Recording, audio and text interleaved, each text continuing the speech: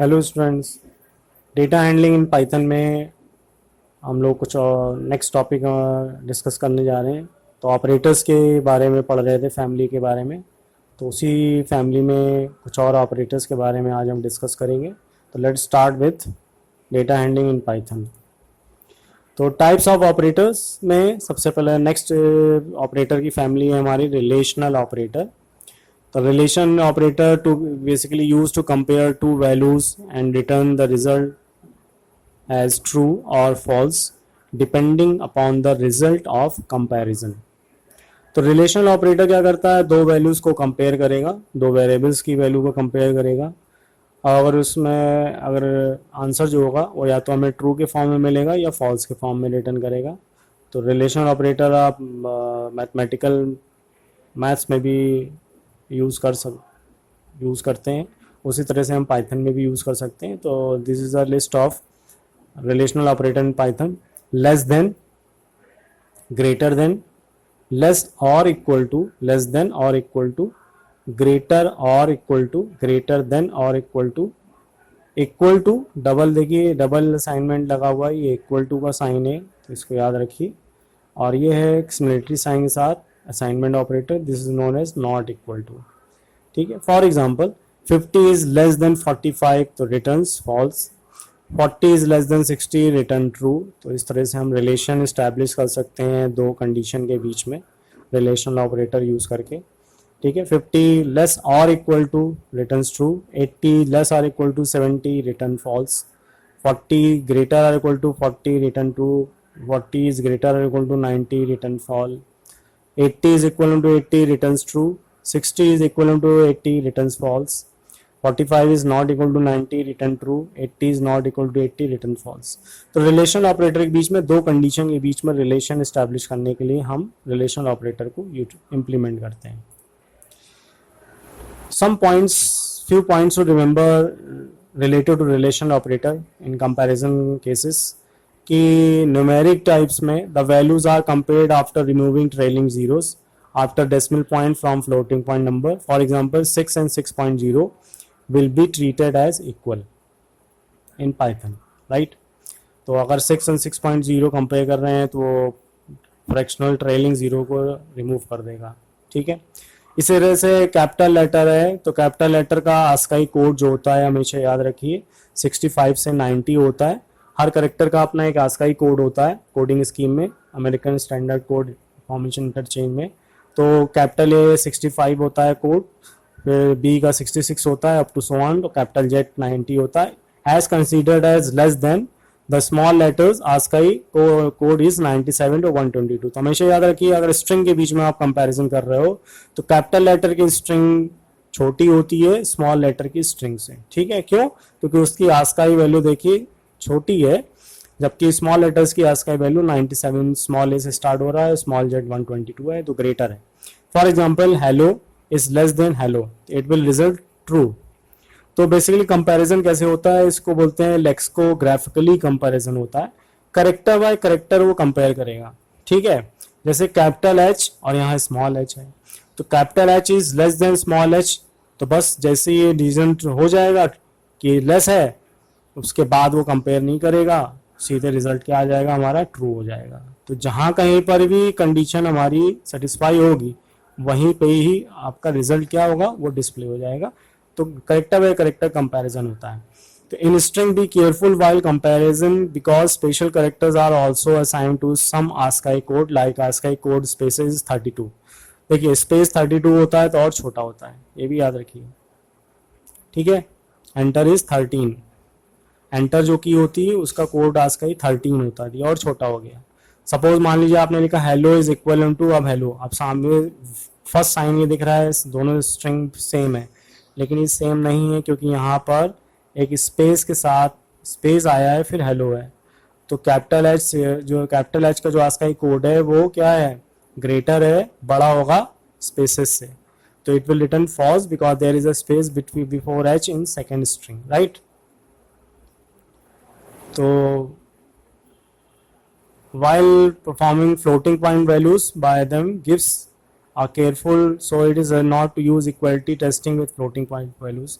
तो कहने का मतलब ये है कि फ्लोटिंग पॉइंट वैल्यूज में कंपैरिजन जो है वो बहुत केयरफुली करना चाहिए, क्योंकि फ्लोटिंग पॉइंट नंबर्स में कभी भी कंपैरिजन इक्वलिटी का नहीं करना चाहिए, क्योंकि it will return always wrong results, because precision के बाद वो 15 डेसिमल तक का कंपैरिजन करता है। एग्जाम्पल लेते हैं comparison with floating point values जो डिस्कस कर रहे थे। Suppose 0.1 plus 0.1 plus 0.1 is equal to 0.3, ठीक है। अब वैसे तो ये दिख रहा है कि बराबर है, लेकिन इट विल रिटर्न फॉल्स, ठीक है। क्यों? क्योंकि क्योंकि जब आप 0.1 प्लस 0.1 करेंगे तो क्या करेगा, वो तीनों को ऐड करेगा और उसके बाद 15 डेसिमल प्लेसेस तक को उसको वो शो करेगा रिजल्ट को, ठीक है। तो जैसे 0.3 है ये, और that's why 0.1 0.3 is equal to false, क्योंकि इसकी जो वैल्यू है वो आप देख सकते हैं में वेरिएशन आ रहा है, ठीक है, प्रिसिजन वैल्यू की as compare to 0.3, that's why it will return false. In Python floating point numbers are approximately presented in memory. हमेशा याद रखिए पाइथन में फ्लोटिंग पॉइंट नंबर्स का जो रिप्रेजेंटेशन होता है वो हमेशा अप्रॉक्सीमेट होता है। आप कभी भी ये नहीं कह सकते हैं कि ये बराबर होगा, ठीक है। पाइथन इंटरनली मेमोरी में उसको किस तरह से रिप्रेजेंट करता है, तो वो अपने हिसाब से उसको रिप्रेजेंट करता है मेमोरी में, यानी कि बाइनरी फॉर्म में रिप्रेजेंट करेगा up to the allowed precedence of 15 digit तक। This approximation may yield unexpected result if you are comparing floating values using equality, ठीक है।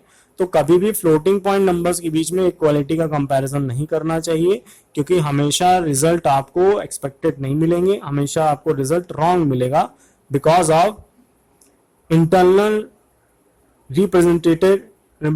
Internal presentation of memory in binary form in case of floating point numbers, ठीक है। Relational operator with arithmetic operators. Relational operator have lower priority than arithmetic operator. देखिए हर operator की order of precedence होती है, आगे आप देखेंगे, ठीक है।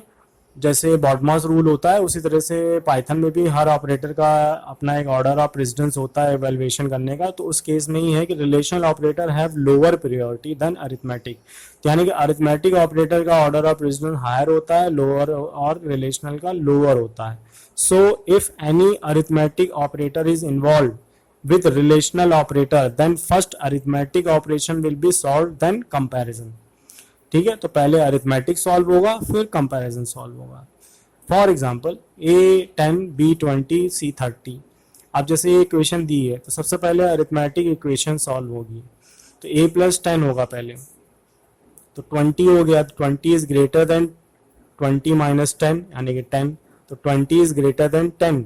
अब कंपैरिजन होगा तो आंसर क्या होगा, true. Here comparison will be 20 is greater than 10। तो पहले इवैल्यूएशन होगा arithmetic and then relational operator apply होगा। तो what is the difference between assignment operator and double assignment equality operator.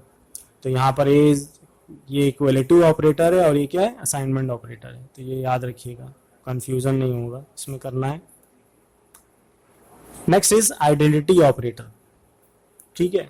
दो ऑब्जेक्ट की आइडेंटिटी अगर आपको चेक करनी है तो उसके लिए आइडेंटिटी ऑपरेटर का यूज किया जाता है।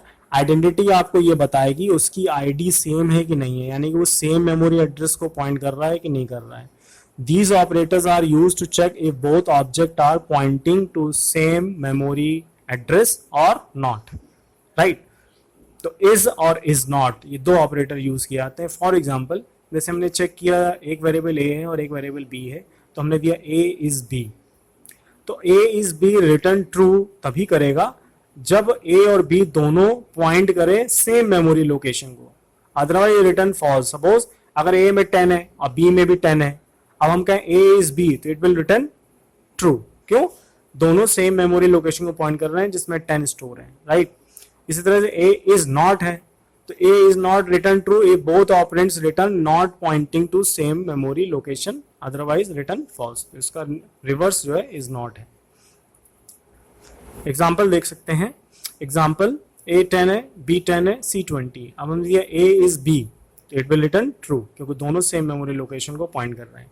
a is c return false क्योंकि a का वैल्यू 10 है, उसका मेमोरी एड्रेस दूसरा होगा, सी की वैल्यू 20 है, उसका मेमोरी एड्रेस डिफरेंट होगा, तो it will return false. A is not C return true, क्योंकि दोनों अलग अलग मेमोरी लोकेशन को पॉइंट कर रहे हैं। सी माइनस इज इक्वल टू 10, तो 20 में से 10 माइनस कर दिया और सी की वैल्यू क्या हो गई 10, तो सी भी उसी को पॉइंट करने लगा, तो ए इज सी अब रिटर्न क्या करेगा, ट्रू करेगा, राइट। तो तीनों वेरिएबल सेम मेमोरी लोकेशन को पॉइंट कर रहे हैं। इक्वलिटी वैसे वर्सेस आइडेंटिटी इज, यानी कि अब इक्वलिटी और आइडेंटिटी में क्या डिफरेंस हुआ, दोनों तो सेम पर्पस के लिए यूज हो रहे हैं, इक्वलिटी चेक करते हैं, लेकिन दोनों में डिफरेंस है। डिफरेंस क्या है, इक्वलिटी जो ऑपरेटर होता है, असाइनमेंट ऑपरेटर होता है इक्वलिटी, ये सिर्फ वैल्यू को कंपेयर करता है, दो वैल्यूज को, जबकि आइडेंटिटी जो होती है वो दो मेमोरी एड्रेस को कंपेयर करती है, ठीक है। तो जैसे a कॉमा बी 10 कॉमा 10 है, तो a is equal to b भी ट्रू है और a इज b भी ट्रू है, ठीक है। तो नॉर्मली तो यही कहा जाता है कि but in few cases when two variables are pointing to same value will return true and is will return false.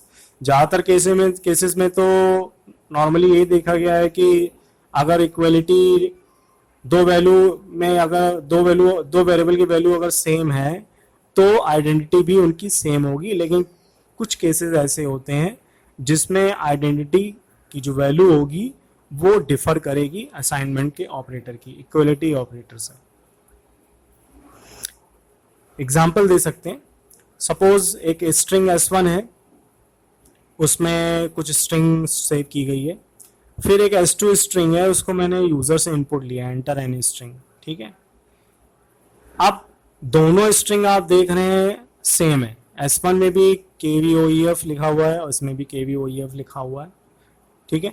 अब अगर हम S1 is equal to S2 करेंगे तो it will return true, right, क्योंकि दोनों की वैल्यू क्या है, सेम है, दोनों स्ट्रिंग क्या है, सेम है।